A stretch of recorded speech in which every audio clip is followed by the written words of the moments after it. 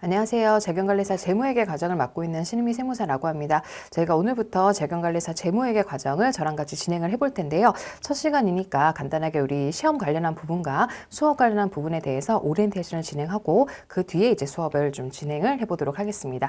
우선 여러분들이 준비하는 재경관리사라는 자격증에 대해서 아시는 분도 있으시겠지만 아직 좀 생소하신 분도 있으실 거니까요. 개략적으로 좀 얘기를 드려보면 재경관리사 자격증 같은 경우는 회계 원리라고 하는 기초적인 부분들에 대해서는 학습을 한 이후에 자격증을 취득하는 그런 형태가 대부분이라고 보시면 될 것 같아요. 그래서 재경관리사 수업을 회계 원리에 대한 기초 없이도 들으실 수는 있지만 뒷부분으로 갈수록 조금 많이 어렵다라는 생각을 하시는 분들이 생기실 수 있어요. 그래서 재경관리사 자격증을 따기 위해서는 가능하면 앞쪽에 회계 원리라는 과정 정도는 들어보시고 그 뒤에 요 자격증 준비를 해주시는 게 아마 수업 준비하시거나 아니면 내용들을 정리하시기에 더 수월하지 않을까, 그 얘기를 먼저 좀 드리도록 하겠습니다. 그렇다면 이제 재경관리사 자격증 시험은 어떤 시험인지 얘기를 좀 드려볼게요. 우리 교재 제일 초반에 보시면 시험의 안내라고 되어 있을 겁니다. 이름을 보시면 회계 이론과 실무 능력을 겸비한 재경 전문가, 요거를 모태로 하고 있는 그런 자격증이고요. 그리고 좀 특이한 면이 있어요. 일반적인 자격증 시험은 60점 이상을 득을 하면 합격이 되는 시험인 경우가 대부분이에요. 그리고 평균으로 60점이죠. 근데 재경관리사 시험은 조금 어려운 부분이 뭐냐면 총 3개의 회계 과목을 시험으로 치르게 되실 겁니다. 재무회계랑 세무회계랑 원가관리회계, 이렇게 해서 3과목을 동시에 진행을 해요. 다만 각 과목 모두 다 우리는 70점을 득을 하셔야 됩니다. 예를 들어서 재무회계는 70점을 여유 있게 받았는데 세무회계에서 예를 들어 가지고 60점을 받았다.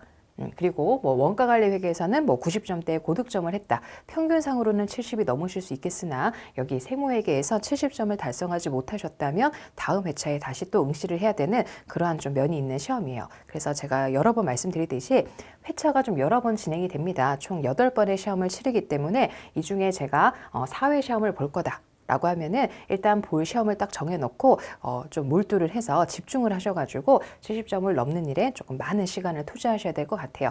길게 공부하는 시험이라기보다는 조금 짧은 시간에 콤팩트하게 목적 달성을 해야 되는 그런 시험이라서 여러분들이 이제 너무 여유를 부리기보다는요, 내가 이 시험을 볼 거야, 이 회차를 볼 거야 라고 딱 정해놓고 응시료 얼마인지 확인해 보시고 딱 내신 다음에 이 시험에 대해서 나는 이번에 한 번에 합격할 거다 라는 마음으로 접근하시는 것이 아마 훨씬 더 도움이 되고 학습에 빠른 그 실력 향상을 도모할 수 있으실 겁니다. 그럼 이렇게 해서 얘기를 드렸고, 그리고 그 객관식은 사지선다로 출제가 됩니다. 오지선다 시험은 아니기 때문에 사지선다 총 4개의 항목으로 문항수가 출제가 되는 거라서 아마 오지선다보다는 풀이 과정이 조금 수월하실 겁니다. 그리고 하나만 더 말씀을 드리면요, 우리 재경관리사 같은 경우는 배우는 내용은 굉장히 많습니다.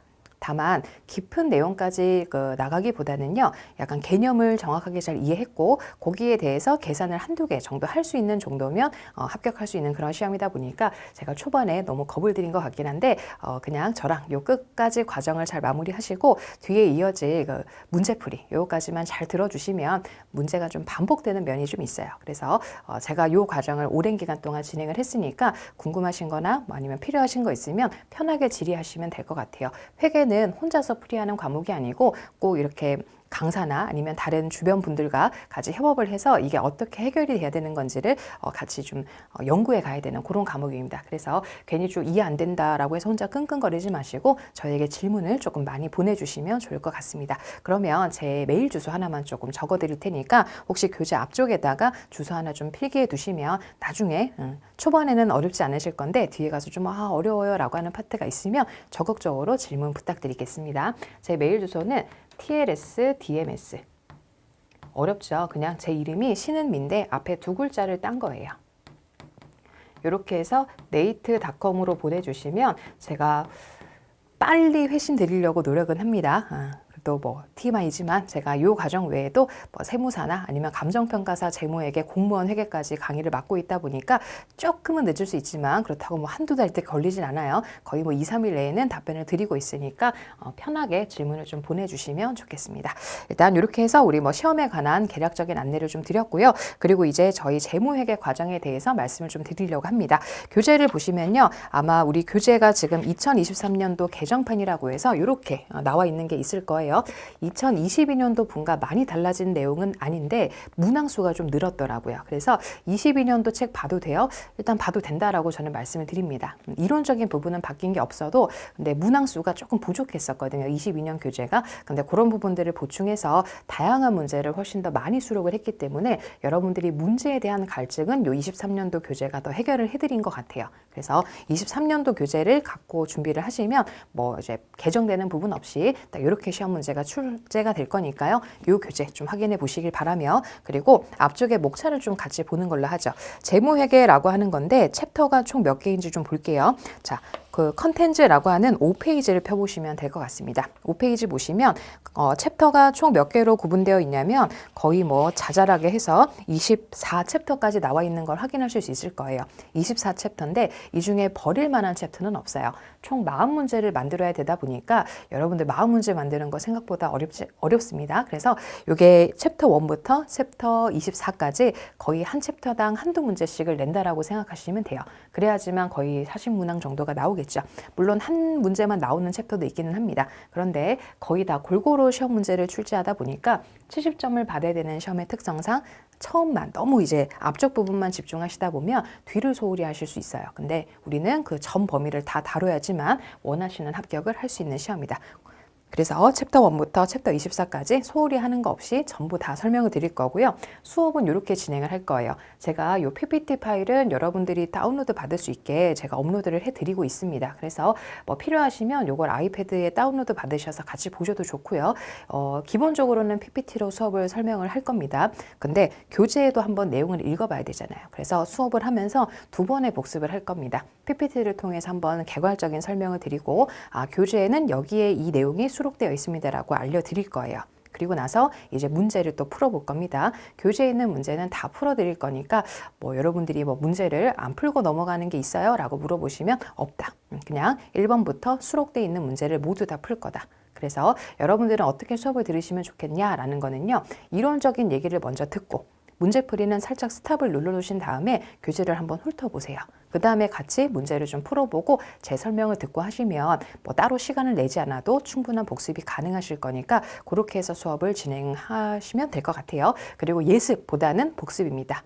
예습을 하게 되면 선입견이 생길 수가 있어요. 이 회계라는 것은 IFRS라는 기준이 만든 거를 제가 읽고 여러분들에게 전달해 드리는 거예요. 그럼 그 전달된 내용을 가지고 공부를 하셔야 되는 거지 미리 예습을 하신다고 해서 크게 효과가 없는 과목입니다. 그래서 저 미리 선행학습을 여기까지 할래요 라는 것보다는 그냥 오늘 배운 거 또는 뭐 한 2, 3일 정도 쌓이는 건 괜찮습니다. 근데 이게 휘발성이 강한 과목의 특성이기 때문에 너무 오랜 기간 동안 복습을 미뤄두시면 또 생소한 일이 돼버려요. 그래서 가능하면 오늘 수업 들으신 거는 이번 주말 안에는 복습을 하자. 이런 식으로 수업을 준비해 주시면 될 것 같습니다. 자, 이렇게 해서 저희 간단한 오리엔테이션을 진행을 했고요. 가장 먼저 챕터 1이라고 해서 재무보고와 국제회계 기준 요거는 가볍게 들으실 수 있는 파트예요. 그래서 우리가 지금 배우려고 하는 재무회계가 뭐지? 재무회계는 그럼 뭐가 필요하지? 이런 거를 얘기하는 거니까 제가 개괄적인 설명을 이제 드려보도록 하겠습니다.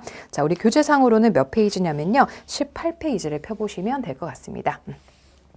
자, 요 18페이지 피시면 재무보고랑 국제회계 기준이라고 되어 있을 겁니다. 가장 먼저요. 저희가 하려고 하는 게 회계잖아요. 그래서 도대체 회계가 뭐야? 라는 건데 회계. 라는 단어가 뭐냐면 많은 분들한테 회계가 뭐예요? 라고 물어보면 그냥 숫자 아니에요? 계산기 아니에요? 장부 쓰는 거 아니에요? 맞아요. 맞기는 한데 도대체 장부를 왜 만드냐 이거죠. 아무도 안 볼 것 같으면 장부를 만들 필요는 없는 거 아닙니까? 그래서 회계 장부를 만드는 일은 바로 이것 때문입니다. 저희는 기업 회계를 할 거예요. 개인들의 회계도 있지만 우리는 조금 더 규모가 크고 다양한 사건들이 발생하는 기업을 회계의 대상으로 다루고 있기 때문에 우리가 특별한 얘기를 안 하면 그 회계는 기업 회계라고 아시면 돼요. 그리고 기업 회계 중에서도 주식회사라고 들어보셨죠? 자, 주식회사가 어떤 곳입니까? 자, 주식회사라고 하는 곳은요. 어떤 곳이냐면 자, 개인 기업은 내 돈을 내고 내가 장사를 하면 돼요. 그래서 망해도 나만 망하면 됩니다. 그냥 내가 아이템이 너무 좋은 게 떠올라서 사업을 하고 싶어요. 그러면 제일 먼저 하는 게 은행 가서 돈 좀 빌리고 내가 있던 모아놓은 돈 끌어가지고 장사를 해요. 장사가 잘 안 되면 뭐 슬픈 일이겠지만 장사가 너무 잘 됐어요. 이 아이템이 대박이 난 거예요. 근데 아무래도 개인이 갖고 있을 수 있는 자금 능력은 한계가 있겠죠. 그래서 이 아이템은 더 돈이 조금 더 들어오면 더 많이 개발해서 전 세계를 정복할 수 있을 것 같아요. 그럼 여러분들은 어떻게 하는 게 좋겠어요? 우리 기업은 너무너무 괜찮은 기업이니까 우리 기업에 투자를 하실 분들을 모집을 하겠죠. 그래서 자, 주식회사는 이런 것입니다. 왼쪽에 이제 경영자라는 분이 계실 거고요. 그리고 오른쪽에 이제 주주 그리고 채권자라고 해서 그냥 자금을 빌려주고 회수하는 것은 채권자. 근데 주주라고 해서 주권을 받고요. 우리 회사의 주주가 되는 거예요. 그래서 채권자와 주주라는 분이 계십니다. 근데 오른쪽에 계신 이 분들은요, 돈을 투자하신 분이죠. 그죠? 그냥 기업 밖에 계신 분인데 기업이 워낙 괜찮아 보여. 그래서 내가 갖고 있는 돈을 그래, 투자하지. 이렇게 해서 자금을 대여해주면 경영자가 잘 끌어가겠죠. 좋은 주식회사는 경영자가 잘 끌어가야 되는 곳이에요. 그래서 경영자가 너무 많은 일을 하지 않겠습니까? 뭐 의사결정도 해야 되고. 그래서 경영자가 한 일들을 가지고 누군가는 알고 싶죠. 바로 여기에 있는 채권자랑 주주가 이 내용을 알고 싶은 거예요. 그래서 여기 보시면 경제적인 의사결정이다. 주주라고 하면 이 주식을 팔어 아니면 보유해 아니면 뭐 더 사. 이런 거. 채권자는 야, 돈 회수할까 아니면 더 대여해 줄까 이런 게 다 경제적 의사결정이에요. 그래서 기업이 하고 있는 이 다양한 일들을 누군가는 전달할 필요성이 있겠죠. 굉장히 중요한 일을 하는 겁니다. 그래서 경영자가 채권자랑 주주에게 했던 일들을 누군가는 따라다니면서 그걸 회계에서는 식별이라고 표현해요. 찾는다. 그 다음에 측정이라고 하는 거는 말로 막 옆에서 다니면서 얘기해 줄 수는 없잖아요. 주주님 한 명 만나가지고 막 또 썰 풀고 그런 게 아니고 이제 우리끼리는 이렇게 숫자에 담아서 정보를 전달해 드릴게요. 그럼 그걸 가지고 기업이 얼마나 일을 잘했는지 못했는지 그리고 올해는 뭐 재무적으로 어땠는지를 설명하면 여러분들이 그걸 가지고 이제 의사결정에 활용하는 겁니다. 이게 바로 우리 회계가 하는 역할이에요. 그래서 회계는 굉장히 중요한 역할을 한다라는 거를 알고 계시고 자, 회계라고 하는 것은 이렇게 해서 정보를 전달하는 게 주된 업이다라고 보시면 되는데 이 정보라는 것이 어떤 게 있냐면 그냥 아무도 쓰지 않는 정보가 아니고 회계라는 건 유용한 정보를 주고 싶은 거예요. 자, 유용한 정보를 제공하는 게 바로 회계의 목적입니다. 근데 유용한 정보다라고 하는 게 조금씩 대상자마다 달라요. 자, 앞서서 제가 경영자라는 분도 있고 그리고 주주와 채권자라는 분도 있다라고 말씀을 드렸는데 경영자는 어떤 분이시냐면 의사결정을 하시는 분이에요. 그리고 경영자는 이미 사업에 관한 대부분의 내용들은 이미 알고 있죠. 자기가 어디다가 투자하고 뭐 고용하고 이런 것들을 결정하는 자기 때문에 여기 있는 경영자분은요. 지나간 정보에 대해서는 그렇게 유용성을 느끼지 못할 수 있어요. 그래서 향후 앞을 내다보는 일. 그래서 제가 뒤에 가서 매번 얘기 드리는데 경영자를 싫어하는 게 아니고 경영자가 연봉을 100억씩 받고 막 이러면 무슨 일 하셔야 돼요? 우리 사업을 잘 끌어가는 일을 하셔야 되겠죠. 그래서 경영자가 그렇게 많은 연봉을 받는 이유는 의사결정을 하셔야 되니까. 그래서 이 의사결정할 때 도움되는 정보를 주는 게 더 유용한 회계예요. 근데 주주와 채권자, 앞서 봤듯이 돈은 투자했어. 근데 그 회사가 도대체 무슨 일을 하는 거야? 그렇죠? 막 내 돈을 막 투자하겠다. 예를 들어가지고 그 회사가 무슨 바이오 회사래. 그래서 바이오 회사에서 뭐 이제 공장 하나 설치해가지고 뭐 어디 하겠대. 와, 너무 좋아. 그래서 막 이런 회사가 있냐라고 해가지고 갔는데 바이오 투자를 안 해요. 그럼 뭐야? 그렇죠? 여기서 제가 영상이니까 나쁜 표현을 할 수는 없지만 나는 뭐지? 이렇게 되는 거예요. 그래서 투자를 할 때는 그 기업이 도대체 자기가 하겠다고 하는 일을 잘 하고 있는 건지 그래서 그 과거 정보를 충실하게 보여줬으면 좋겠는 거예요. 제발 속이지 말자. 뻥튀기 하지 말자. 그래서 회계에서 분식 이런 거 하면 큰일 나는 거 아시죠? 그러니까 너네가 했던 일을 좀 제대로 보여줬으면 좋겠다. 그런 게 바로 이분들이 원하는 정보의 니즈라고 생각하시면 돼요. 그러면 회계가 어때야 되겠어요? 갈라야지 뭐. 그래서 경영자들이 원하는 유용한 정보와 주주채권자가 유용하게 생각하는 정보가 좀 다르구나. 그러면 회계를 세분화하지 뭐. 라고 해서 이제 우리는 요거를 이제 외우러 오셔야 되는 겁니다. 자, 이 중에서 주주와 채권자는 수가 워낙 다수다 보니까 이분들한테는 딱 보고 주기를 정해놔야 되죠. 그죠? 필요할 때마다 준다라기보다는 몇 월 며칠 언제는 딱 항상 재무제표를 보여드리겠다라고 해서 정기적으로 보고를 해야 되고요. 그리고 기준이라는 게 있어야 돼요. 주주채권자가 다수다 보니까 기준을 공부하면 그 재무제표를 읽을 수 있어야 되거든요. 그래서 여기 있는 주주채권자들을 대상으로 하는 게 바로 재무회계다. 그래서 더 중요한 건 재무회계인데 시험 문제로 꼭 한 문제가 나오는 게 두 개를 비교하는 겁니다. 조금 더 경직된 게 바로 재무회계다라고 생각하시면 되는데 사실 재무회계가 좀 더 수월해요. 그냥 기준을 잘 보고 그걸 적용하면 되기 때문인데 그에 반해 관리회계는 그 경영자가 의사결정을 1년에 한 번 하진 않겠죠. 수시로 하다 보니 정보를 전달하기가 좀 빨리빨리 이루어져야 되고 많은 항목들이 들어가야 되다 보니까 조금은 더 어려운 회계 처리가 관리회계예요. 그래서 뭐 저도 경영학을 전공을 했긴 했지만 경영학과 학생들은 아실 거예요. 그래서 학년마다 커리큘럼이 있죠. 1학년 때 회계 원리 배우고 2학년 때 재무회계 배워요. 2학년쯤 되면 1년 더 살았다 이거죠. 그리고 3학년쯤 되면 관리회계 배워요. 3, 4학년 때. 그래서 너는 3, 4학년 정도는 돼야지. 그 정도는 더 살아야 관리회계를 할 수 있는 겁니다. 그래서 그냥 우스갯소리로 말씀드린 건데 이게 오히려 더 수월할 수 있다. 이유는 딱 원칙이 있고 그에 따라 그 양식을 갖춰서 전달하는 거기 때문이니까 이제 이걸 가지고 조금 몇 가지의 동글뱅이를 해가겠습니다. 일단 재무회계는요. 누가 대상이냐. 여기 외부 이해관계자. 기업 밖에서 의사결정을 해야 되는 자들이 바로 재무회계의 보고 대상이다라고 보시면 됩니다. 그리고 외부에 보고하려고 하는 거죠. 이 외부 이해관계자에게 정보 전달을 위해서 하는 겁니다. 그 다음에 일반적으로 인정된 회계 원칙이라고 해서 자 기업들은 여러 가지를 하지만 아무래도 팔이 안으로 굽을 수밖에 없어요. 경영자가 의사결정하는데 예를 들어가지고 나는 좋은 의사결정을 잘하는데 결과가 좀 나빴어요. 근데 경영자는요, 이런 말 하면 좀 그렇지만 경영자 중에서 그 금수저 말고 금수저 어릴 때부터 태어날 때부터 뭐 핵 다이아몬드 수저를 물고 태어나시는 분들은 잘 안 잘리겠지만 그냥 열심히 노력해가지고 개전에서 용이 난 스타일이에요. 근데 CEO가 되셨어요. CEO 되면 다 이루신 것 같죠? CEO 되면 계약을 다시 써요. 그래서 뭐 2년, 3년 계약을 맺어요. 그럼 2, 3년 뒤에 성과가 안 나오면 어떡해요? 그러면 그 경영자는요 다시 아웃. 그 약간 축구를 좋아하시는 분은 아시겠지만 축구에 이제 EPL 이런 데 가보시면은 분명히 되게 좋은 그 감독님이라고 모셔왔는데 성과 안 나면 한 몇 달 뒤에 또 잘리세요. 그런 것처럼 굉장히 경영자는 살벌한 위치에 계십니다. 그래서 그 경영자가 아무래도 팔이 안으로 굽을 수밖에 없기 때문에 이 재무제표라는 걸 만들 때는 야 외부에 있는 아예 별도의 독립적인 기관에서 만든 그 기준에 따라서 만들어줘. 그래야지만 경영자가 그렇게 자기의 유리하게 의사결정하는 거, 자기에게 유리하게 표시하는 거를 방지할 수 있겠죠. 그래서 이렇게 갭이라고 부릅니다. 요거를 갭. 그리고 정형화된 양식이라는 게 있어요. 딱 재무제표라는 것에 담아서 전달을 해야 됩니다. 그리고 보고 시점은 보통 1년. 1년에 한 번은 재무제표가 나와야 되는데 요즘에는 점점 주기가 짧습니다. 뭐 삼성전자나 현대차 이런 데는요. 다 상장, 주식시장에 우리 회사를 공개한 기업이다 보니까 의사결정자가 되게 많죠. 주주가 너무 많단 말이에요. 그래서 정보를 빨리빨리 줘라고 해서 3개월에 한 번씩 재무제표를 만들고 있습니다. 그래서 점점 보고 주기는 짧아지고 있습니다.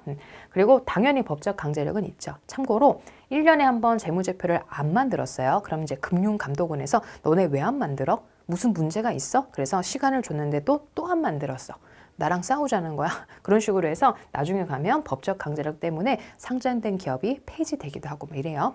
그래서 그렇게 좀 강력하다라고 생각하시면 되는데 그에 비해 관리회계는 내부 보고 관리적 의사결정에 유용한 정보. 그래서 수시로라는 표현 보이죠?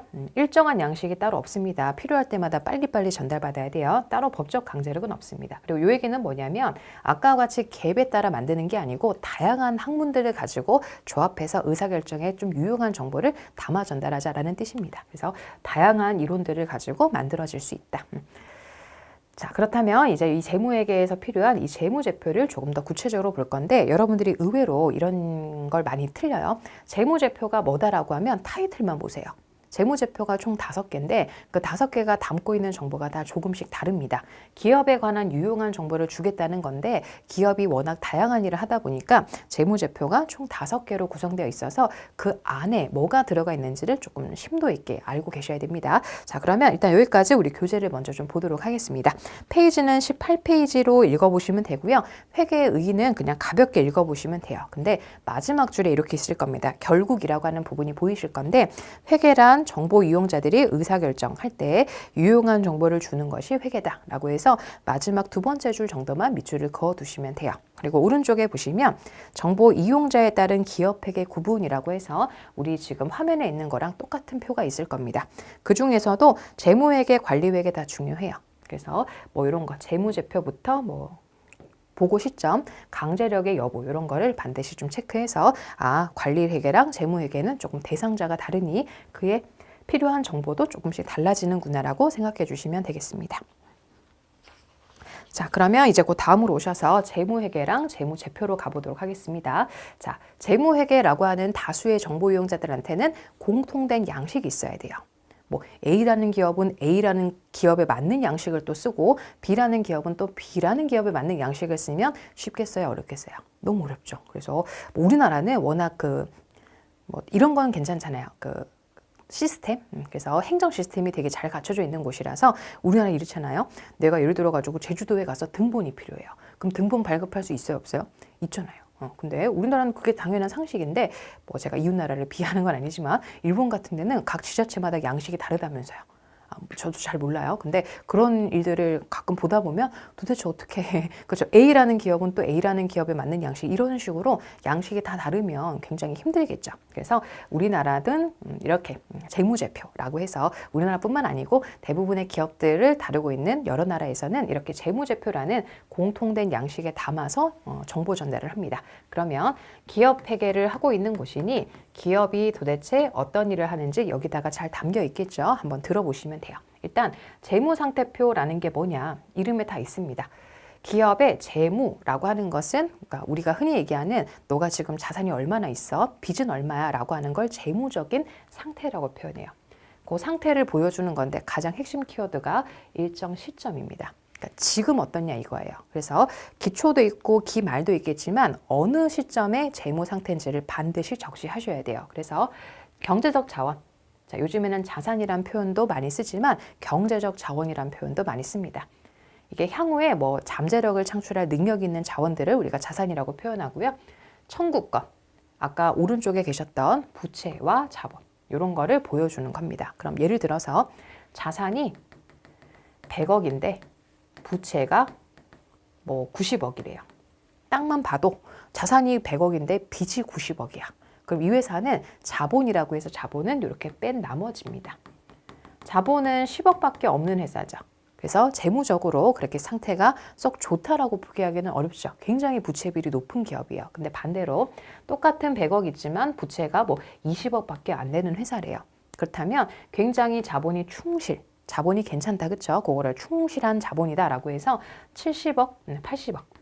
그래서 이런 회사 두 군데가 있다라고 하면 당연히 밑에 있는 후자의 기업을 선택하는 것이 맞겠다라는 뜻입니다. 그런데 자, 이게 시점 재무제표다 보니까 이런 식으로 위에 그림 하나만 좀 그려볼게요.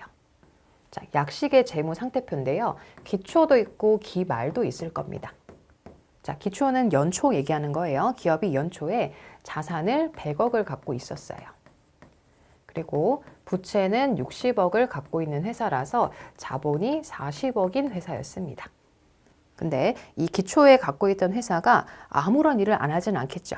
그렇죠? 뭐 개인들이라면 집에서 1년 동안 쉬었어요 라고 하는 건 가능하겠으나 기업에게는 달라요. 주주채권자한테 돈을 받았으면 일을 해야죠. 그래서 열심히 일을 했으면 분명히 자산과 부채에 바뀜이 있을 거예요. 이 회사는 자산이 150억이 됐고 부채는 여전히 60억이래요. 그러면 기초에 40억이었던 자본이 얼마가 되느냐? 90억의 자본으로 확 뛰었어요.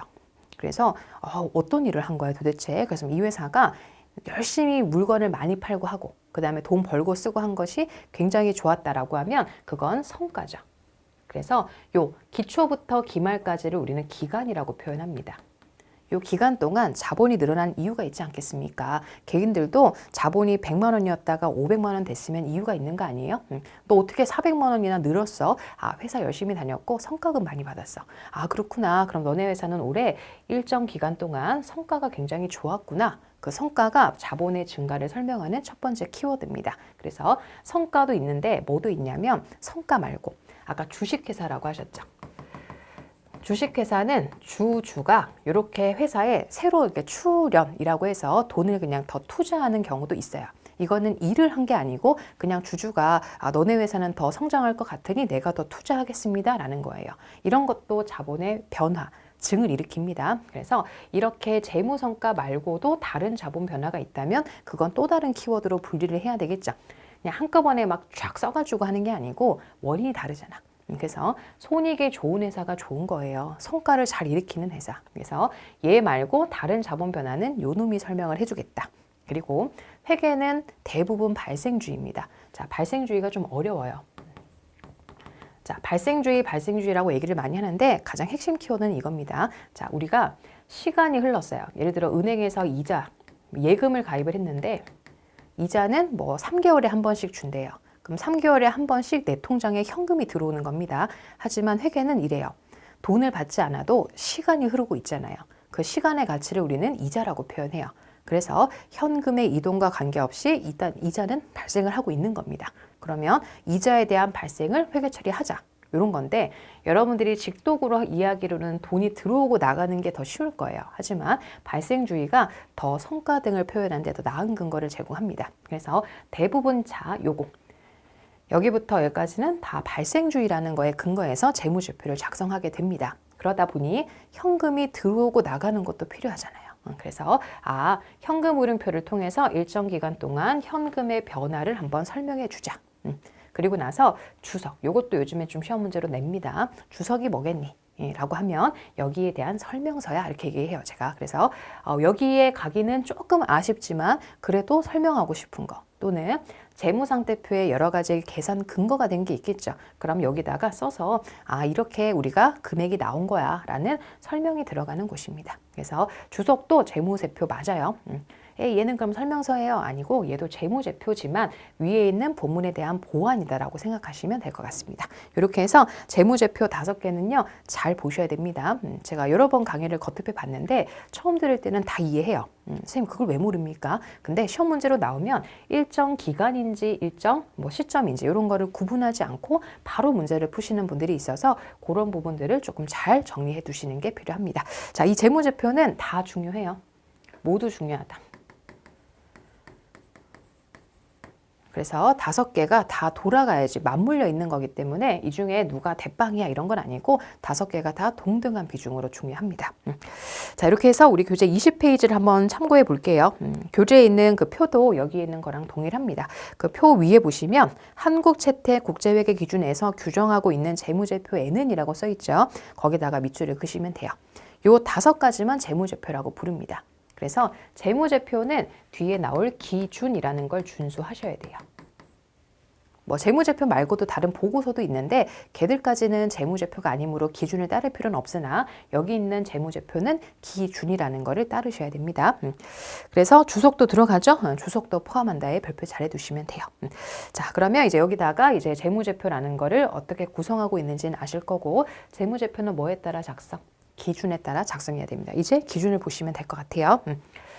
자, 그러면 기준이다라고 해서 자, 기준, 회계 기준이라고 하는 거는요. 누가 만드냐면 독립적인 이제 전문가들이 만나가지고 기준이라는 걸 제정하게 돼요. 새로 만듭니다. 근데 이 그 회계 기준을 만드는 곳이 전 세계적으로 한 군데는 아니에요. 왜냐하면 나라마다 환경이 좀 다르잖아요. 그래서 우리나라처럼 사계절이 뚜렷한 나라도 있는 곳이지만 매년 여름 그러면 매년 겨울이야. 이런 회사들, 이런 나라들 같은 경우는 아무래도 회계 기준에 조금 차이가 있을 수는 있어요. 그래서 자, 우리나라도 자생의 회계 기준이라는 게 있습니다. 그렇기 때문에 지금 현재 회계 기준은 이렇게 해서 구성되어 있는데 여기 보시면 KIFRS라는 게 있을 거예요. 이거를 한국채택국제회계기준이라고 부릅니다. 그래서 이것도 있고요. 그리고 그냥 일반 기업 회계 기준이라는 것도 있어요. 그래서 자, 왜 달라지느냐? 일반 기업 회계 기준은 우리나라의 회계기준위원회가 제정한 기준이에요. 그래서 옛날부터 쓰던 기준인데 문제가 하나 있었어요. 우리나라가 예전에 IMF 너무 옛날이죠. 제가 깜짝 놀란 게 저는 IMF를 제가 직접적으로 겪은 건 아니더라도 그 세대에 있었던 사람인데 IMF가 뭔지 모르시는 분도 있더라고요. 영화인가요? 이렇게 물어보시더라고요. 그래서 영화죠. 영화인데 그런 일이 있었다. 그래서 옛날에 우리나라 기준에서는 아무래도 그런 시대적인 문제들도 좀 있었고 해서 너네 나라의 자생회계 기준을 조금 믿기가 어렵다라고 해서 그때 이후부터 국제 기준을 도입하라고 강요를 받았고 지금 현재는 이게 거의 정착이죠. 이제 논할 게 없이 그래서 한국에서 채택한 국제 회계 기준도 있고 요것도 있다. 그런데 KIFRS의 특징을 다시 설명을 드리겠지만 굉장히 많은 나라가 쓰는 기준을 우리가 번역해서 쓰고 있어요. 그러다 보니 전 세계적으로 많은 나라들에게 쓰려고 하니 좀 내용이 구체적이라기보다는 조금 바운더리만 정해진 기준이에요. 그래서 전문가의 자문을 좀 많이 받아야 돼요. 이 의미가 뭡니까? 라는 거를 해석하는데 조금 시간이 소요되는 기준이다 보니까 비상장 기업이라고 해서 규모가 좀 작은 기업들은 더 구체적으로 나열되어 있는 기준을 쓰는 게 낫겠죠. 그래서 자, 요 차이는 요거예요. 상장이라고 해서 우리 그 주식시장에 상장하는 기업들은요, 규모가 일단 크고 많은 사람들이 투자할 수 있는 그런 기업이에요. 그래서 야, 상장을 할 거야? 그럼 KIF에서 써야 돼. 이게 강제예요. 그리고 금융기관 너네도 마찬가지야. 근데 비상장 기업은 선택. IF에서 쓰고 싶으면 IF에서 쓰고 굳이 그렇지 않으면 여기 있는 그냥 일반 기업 해준 써라고 해서 우리나라는 기준이 현재 한계는 아닙니다. 다만 우리가 배우려고 하는 건 얘예요. 그래서 저 친구는 어떤 특징이 있을까라고 해서 여기도 그냥 시험 문제로 단골이라고 생각하시면 됩니다. 자, 요걸 잘 보시면 돼요. 자, KIFRS라고 해서 우리나라만 쓰는 게 아니고 거의 150여 개국이 넘는 나라가 쓴다라고 제가 알고 있는데 그러다 보니까 아프리카에 있는 나라가 쓸 수도 있고 뭐 저기 이제 뭐 극동 뭐 극 밑에 지방에 쓸 수도 있다 보니까 이 규칙이라는 건 이걸 무조건 따라야 되거든요. 근데 이게 안 맞는 나라가 있으면 어떡할 거야. 그래서 원칙이라고 해서 그냥 이러면 돼. 대표적인 예가 이겁니다. 저희가 뒤에 가서 얘기를 드릴 건데요. 비용이라고 하는 거 안에 다양한 카테고리가 있어요. 뭐 매출원가도 있고 기타 비용도 있고 이렇게 해서 뭐 여러 가지 비용에 이름이 들어가게 될 건데 그냥 우리 IFRS는 이래요. 그냥 비용 처리해. 안에 세부적인 계정 과목은 너네가 자유롭게 결정하면 되지 그냥 비용이기만 하면 되는 거 아닌가? 이렇게 써 있어요.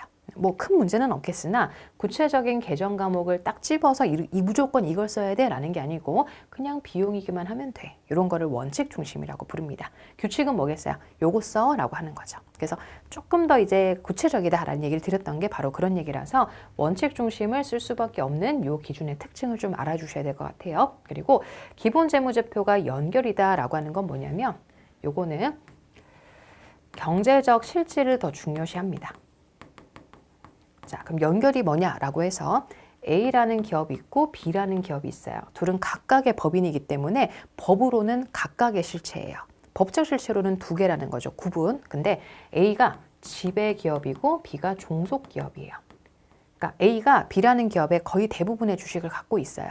그러면 둘은 한 형제 아니겠습니까? 그래서 둘을 하나로 만드는 것을 연결이라고 부릅니다. 그래서 법으로는 두 개 만들어야 되는데 야 너네 보니까 경제적으로는 한 덩어리더라. 그러면 연결 만들어. 그게 기본 재무제표다. 그래서 그런 얘기고 그리고 공정가치 회계 확대라고 하는 건 뭐냐면 자 이것도 설명을 좀 해볼게요. 자 제가 주식을 10,000원을 주고 취득을 합니다. 취득 당시는 10,000원이었어요. 근데 제가 1년이라는 시간이 지나서 재무제표를 만들어야 됩니다.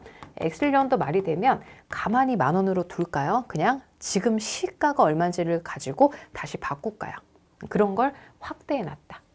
많은 부분에서 공정가치로 재무상태표를 만들어줬으면 좋겠어 라는 기준서예요. 그래서 지금은 뭐 15,000원이다 라고 하면 15,000원이 되도록 얘를 올려줘라.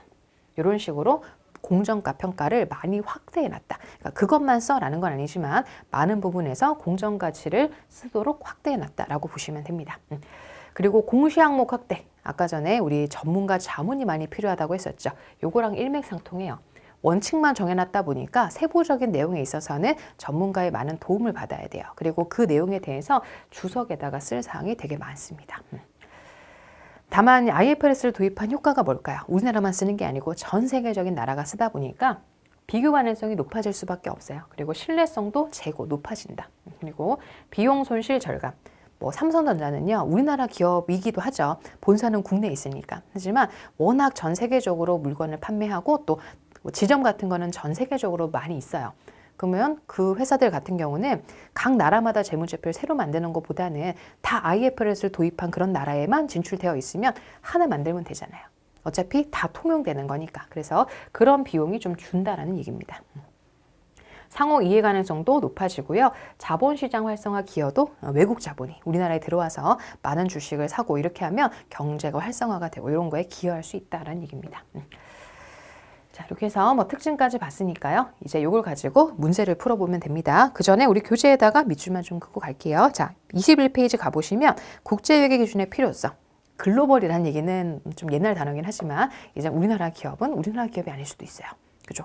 우리나라보다 외국에 파는 게 더 많아. 그렇다면 그냥 글로벌한 기업이다 보니까 이렇게 국가 간의 경계가 좀 희미해졌으니 회계 처리 기준도 좀 통일된 게 필요하지 않겠냐라고 해서 만들어진 게 국제회계 기준입니다. 그래서 다음 장에 넘겨보시면 특징 있죠. 요거는 별표 붙여놓으세요.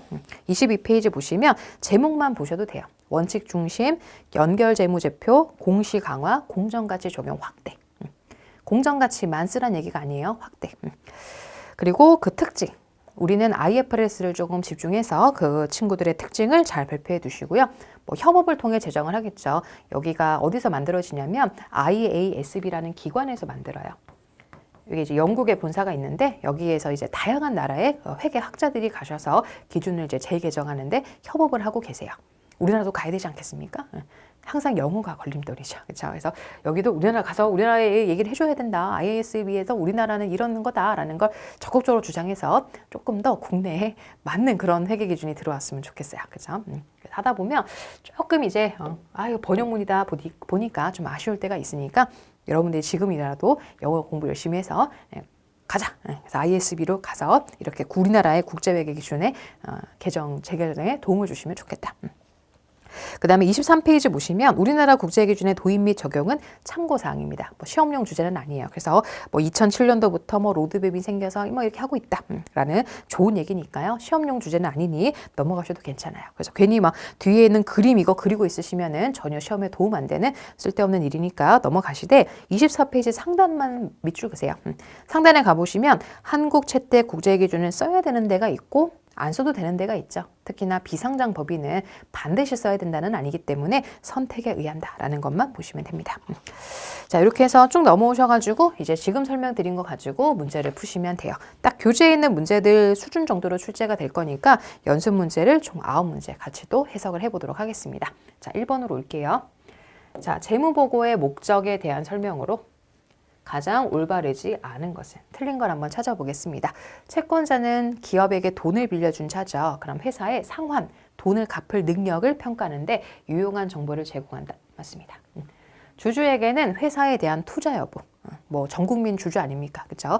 뭐 여러분들은 관심이 없겠으나 저는 참고로 증권회사를 8년 동안 다녔습니다. 8년을 다니고 세무사 자격을 따서 뭐 세무사가 된 지는 조금 됐어요. 그래서 이렇게 다이나믹한 인생을 살았고요. 제가 주식 증권 시장에 8년 동안 몸을 담았기 때문에 여러분들보다 물론 증권사분이 계실 수도 있겠으나 그래도 쓸데없는 얘기를 하는 건 아니에요. 그래서 회사를 투자할 때 재무제표 잘 안 보시죠? 그죠? 제가 더 많이 알아요. 그냥 감에 사고 감에 파시죠. 그러다 보니까 좀 아쉽긴 해요. 이 재무 회계를 하는 이유가 주주들에게 의사결정할 때 도와주려고 하는 건데 아무도 도움을 받지 않는 이런 현실이 개탄스럽다. 그죠? 아무튼 중요한 거는 그 회사에 대한 투자 여부 결정할 때 유용한 정보 주고 싶어요. 그러니까 정말 소중한 돈, 힘들게 버신 돈을 투자하시는 건데 조금은 더 신중하셨으면 좋겠다. 3번. 자, 종업원도 필요하죠. 회계 정보 필요해요. 자, 내가 다니는 회사가 정말 괜찮은 회사인지 궁금하지 않을까요? 저도 회사 다녔는데 솔직히 회사 다닐 때는 저희 회사 재무제표 잘 안 열어봤어요. 뭐 상장 기업이긴 했지만 그래도 종업원도 재무적 정보를 필요합니다. 이게 틀린 거죠. 그래서 종업원이나 아니면 일반 대중 이것도 쓸게요. 일반 대중이나 정부 다 회계 정보를 필요로 하는 자들입니다. 그래서 재무 정보를 필요로 한다. 단 요건 있어요. 주주 채권자가 우리의 주요 이용자예요. 재무회계의 주요 이용자는 그런데 이분들도 회계 정보를 이용할 수 있죠. 그래서 이분들도 우리 회사의 재무적 정보를 필요로 합니다. 정답은 3번일 거고요. 4번 경영자가 올바른 경영을 하기 위해서 회사가 필요로 하는 자금이 얼마인지 예측하는 데 필요한 정보를 제공한다. 자, 여러분 요거 재무보고의 목적 그냥 전체적인 목적을 말하는 거니까 재무회계의 목적이라고 생각하셔서 4번으로 선택하시면 안 됩니다. 그냥 재무를 보고 회계를 전달하는 이유에 대한 얘기라서 아까 경영자뿐만 아니라 내부정보, 외부정보 이용자를 모두 다 아우르는 것이다. 답은 3번이고요. 다음 문제 오셔서 2번으로 갑시다. 자, 국제회계 기준의 특징으로 볼 수 없는 것은입니다. 자, 원칙 중심입니다. 원칙 중심. 연결이 기본이에요. 그래서 2번이 잘못됐죠? 바로 이렇게 걸러내시면 됩니다. 자, 역사적 원가에 기초했던 측정에서 공정가 측정으로 대폭 그 방향을 전환했다. 맞고요. 국제회계 기준은 여러 나라들이 협업을 통해서 기준을 제정하고 있습니다. 3번. 자, 재무회계랑 관리회계에 대한 다음의 설명 중 틀린 거. 자, 재무회계는 기업 외부 정보 이용자, 맞죠? 관리회계는 내부. 재무회계는 재무제표가 필요하지만 관리회계는 특별한 양식을 따로 정하고 있지는 않습니다. 재무회계는 일반적으로 인정된 회계 원칙이라고 하는 갭에 따라서 재무제표를 작성하지만 관리회계는 여러 가지를 통해서 정보를 작성하도록 되어 있다. 자, 하지만 재무회계는 강제력이 있죠. 관리회계는 그런 강제력이 없습니다. 경영자 의사결정 바빠 죽겠는데 막 그 법적 강제력에 따라 재무제표를 만들어서 이렇게 전달하면은 의사결정 다 끝나요. 그래서 이런 거 수시로 전달해야 됩니다. 4번에 보시면 자, 정보 이용자에 따라서 기업 회계 특징을 구분하기 위한 표다. 올바른 걸 한번 골라보자. 다 골라보래요. 외부 이해관계자, 내부 이용자. 맞죠? 자, 갭인데 여기는 여러 가지 그냥 각종 이론 등을 통해서 만들어지는 거 맞고요. 이건 정형화죠. 정형화는 딱 포맷이 딱 정해져 있다라는 건데 오히려 여기가 비정형화죠. 그리고 보고 시점은 딱 정해져 있습니다. 1년 또는 분기, 반기. 그 다음에 주기적 또는 수시. 그래서 여기서는 지금 가나. 이거 맞죠? 근데 법적 강제력은 뭐 한다? 여기는 있고 여기는 없어요. 그래서 답은 기흥 가나라로 이루어진 2번을 선택하시면 되겠습니다. 그럼 5번으로 갑시다. 자, 우리나라는 2011년도부터 모든 상장회사는 국제회계 기준을 적용하고 있습니다. 자, 올바르지 않은 것은입니다. 자, 국제회계 기준을 도입하면은 글로벌한 자금이 들어오기가 용이해져요. 그래서 국제적으로 비교할수록 높아졌어요. 근데 신뢰성은 오히려 높아지죠.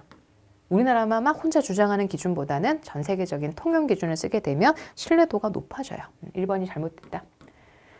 자, 각국이 따로따로 기준을 만들어서 운영됨에 따라 발생했던 비용이 절감된다. 국제적 합작으로 인해서 이해 가능성이 증가되었고 해외 사업의 확장, 촉진해서 자본시장 활성화에 기여할 수 있습니다. 자, 6번으로 가볼게요. 재무회계, 관리회계를 비교한 것 중에서 옳은 거 한번 빈칸을 채워보도록 하겠습니다. 보고 대상은 외부 정보 이용자죠. 그래서 교재에 보시면 외부 이해 관계자라고 써 있으니까 그렇게 골라주시면 되고요. 니은은 내부. 그 다음에 재무제표가 있지만 얘는 별도로 양식이 없죠. 자, 다음 문제 7번으로 가보게 되겠습니다. 재무회계 관리회계에 대한 설명으로 가장 올바르지 않은 것입니다. 관리회계는 갭에 따라서 만들어지는 게 아니죠. 앞을 재무회계로 바꿔야 되니까 7번 문제는 답을 금방 골라내실 수 있을 겁니다. 관리회계는 경영자 의사결정이고 재무회계는 강제력 있지만 관리회계는 없고 정보 이용자가 외부냐 내부냐라는 거죠. 이용자 의사결정에 유용한 정보다. 그냥 재무회계의 목적이다. 그렇죠? 자, 그 다음에 8번. 국제회계 기준의 특징에 대한 설명으로 가장 맞는 걸 고르랍니다. 국제회계 기준은 규정 중심인가요? 원칙 중심인가요? 원칙. 그 다음에 원칙적으로 자산부터에 대해서 공정가 측정을 할 수 없는 게 아니고 상당 부분 확대했다. 연결 재무제표죠. 주석 공시량은 많이 늘었습니다. 설명할 게 많다 보니까 주석이 너무 많이 늘어난 것도 IFRS의 또 단점이에요. 너무나 설명서가 길어요. 그래서 우리 설명서 잘 읽습니까? 레고 이런 거 조립할 때 설명서 막 복잡하면 만들기 싫잖아요. 근데 주석 공시량이 너무 많아요. 오케이. 자, 그 다음에 9번으로 갑시다. 자, 한국 채대 국제기준과 일반 기업 기준의 특징으로 가장 올바르지 않은 겁니다. 한국 채대 국제기준은 연결 재무제표가 기본입니다. 자, 요 얘기는 좀 뒷얘기를 좀 들으셔야 되는데 우리 기준은 비용을 두 가지 방법으로 표시할 수 있어요. 기능별도 있고 성격별도 있습니다. 그래서 요 9번 문제는 위에다가 이회독이라고 쓰시는 게 좋겠네요. 자, 뒷얘기 들으시면 다 이해가 될 거라서 답을 2번으로 선택하시면 되고요. 3번 일반 기업 회계 기준, 요거는 회계 원리 때도 배우셨을 거예요. 자본을 이렇게 총 5가지로 구분해서 보여주고 있습니다. 자본 파트에서 다시 한번 자세히 설명드릴게요. 자, 포괄손익계산서를 작성하도록 하고 있습니다. 포괄자가 붙은 이유도 우리가 조금 뒤에서 후수를 할 겁니다. 손익이라고 하는 거 안에는 당기 손익도 있고 기타 포괄 손익이라는 것도 있어요. 그래서 참고로 얘기를 드리면 기타 포괄 손익을 따로 기술한 이유가 앞서서 자산부채 공정가 평가를 확대한 기준서다 보니 그런 사유로 요 기타 포괄 손익을 따로 표기되어 있어요. 둘을 합해가지고 우리는 포괄이라고 부릅니다. 그래서 요것도 같다.